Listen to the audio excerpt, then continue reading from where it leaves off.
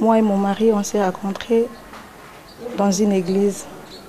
Quand il est rentré, il m'a dit qu'en tout cas, moi, je vais te marier. Et on a fait seulement 1 mois de fiançailles et puis on s'est mariés. Alors Floribert Chebeya, vous êtes marié? Oui, depuis 1992, père de 4 enfants. Nous allons joindre quelqu'un pour vous, c'est votre femme. Madame Chebeya, bonjour. Bonjour. Alors soyons indiscrets. Comment votre mari vous a-t-il rencontré? Oui, c'était dans la prière, hein, on priait ensemble. Quand j'ai découvert celle qui est devenue mon épouse, je l'ai trouvée à un bon moment. Son passé m'a intéressé, son physique, sa beauté, et puis je me suis dit, je ne recule pas, je m'engage. Madame, vous confirmez? Bien sûr, je confirme. Alors madame, pouvez-vous proposer quelque chose à votre mari comme chanson? Je dédie la chanson Maya, chantée par Carlito, vraiment pour le faire plaisir, et pour lui dire aussi que je l'aime, je l'aimerai toujours. Il est mon mari.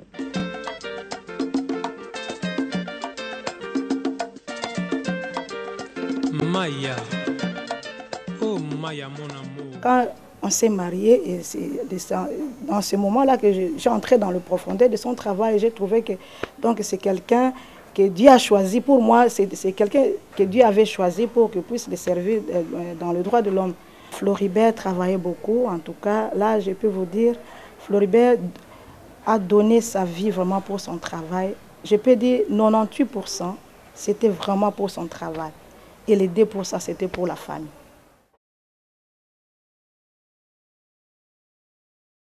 Donc c'était un homme de vérité, un homme sensible pour les problèmes des autres, des affligés. Donc il ne voyait pas sa vie. Il ne voyait pas sa vie. Il voyait d'abord la vie des gens. Hein? Les vies humaines qu'il doit sauver, qu'il devait sauver.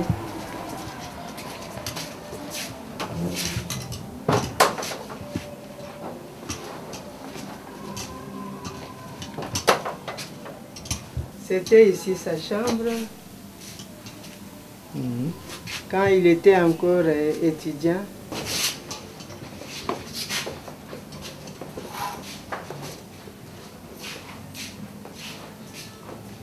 C'est ici qu'il a commencé son travail de la VSV. C'était ici son bureau. Le premier bureau VSV sans financement.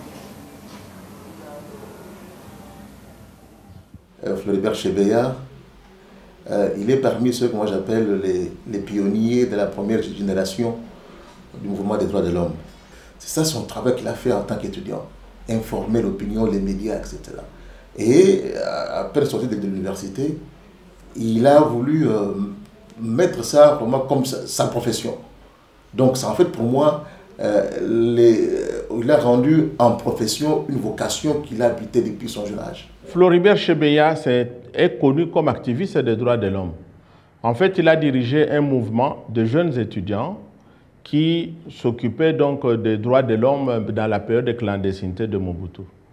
Et lorsque la démocratisation, le glas de la démocratie a sonné en 1990, son mouvement est devenu officiel et il a créé donc une des premières associations de droits de l'homme, la Voix des Sans-Voix. Donc il est un des pionniers de la lutte pour les droits de l'homme dans notre pays. Son mérite, c'était d'être très courageux, de passer dans tous les milieux et de n'avoir pas du tout de retenue pour défendre les droits des personnes sans voix.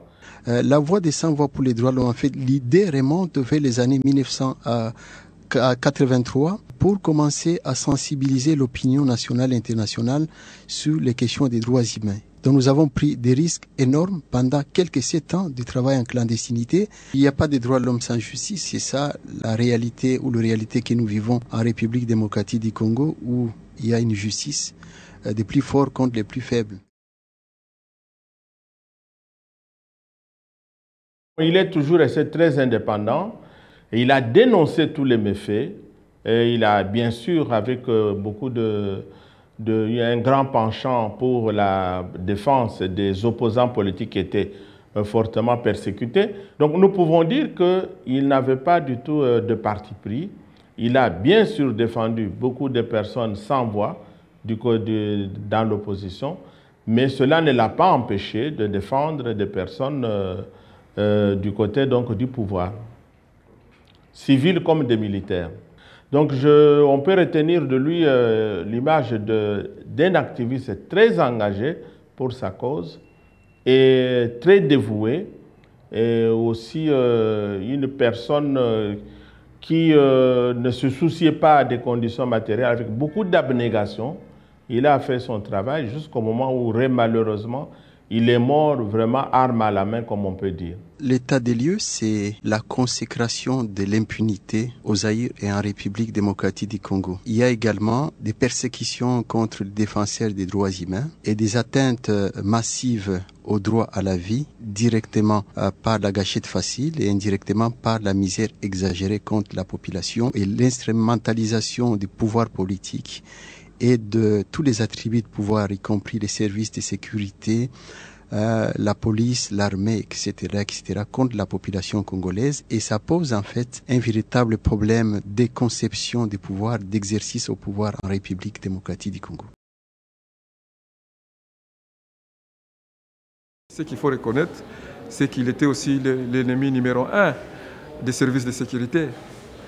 Pour eux, c'était un élément gênant, parce qu'il avait des capacités inimaginables en termes de monitoring, en termes d'investigation sur les violations des droits de l'homme. Et il disait aussi ceci: si vous savez que vous avez peur, ne devenez pas défenseur des droits de l'homme. Parce qu'un défenseur des droits de l'homme, c'est quelqu'un qui doit se sacrifier pour les autres. Plusieurs fois, Floribert avait été arrêté. Plusieurs fois, il avait été arrêté. Et la plus récente arrestation, je peux même dire l'enlèvement, c'était en 2009, au mois de mars. Les services spéciaux de la police et des renseignements sont venus attaquer le bureau du réseau national des ONG des droits de l'homme. Et on s'est trouvé là-bas au bureau avec M. Tchébéa.